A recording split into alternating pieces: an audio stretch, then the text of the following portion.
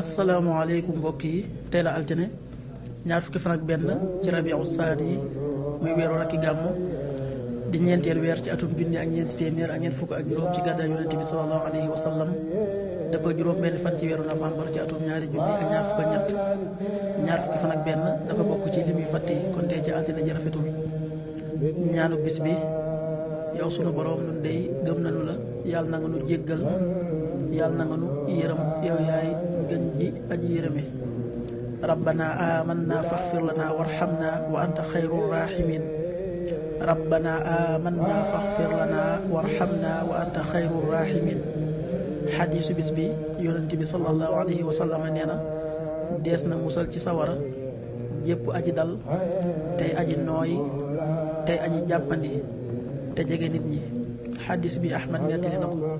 qaala rasulullahi sallallahu alayhi wa sallam xurrima ala nnaari kullu hayyinin layyinin sahlin qaribin min annaas rawaahu ahmad. waxtu julli yi suba waxtoon na tàbbi 5h47 juróomi waxtu yu tegal ñeent fukki simili ak juróom-ñaar tisbaar 13h17 benn waxtu bu tegal fukki simili ak juróom-ñaar takkusaan 16h17 ñeenti waxtu yu tegal fukki simili ak juróom-ñaar timis 18h40 juróom benn waxtu yu tegal ñeent fukki simili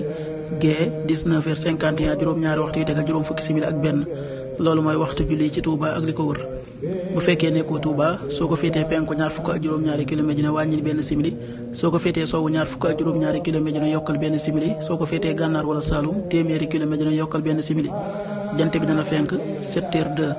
juróom-ñaari waxtu yu tegal ñaari simili di so 18h36 juróom benn waxtu yu tegal fanweeri simili ak juróom benn yàlla nanu yàlla nangul te nangul leen amin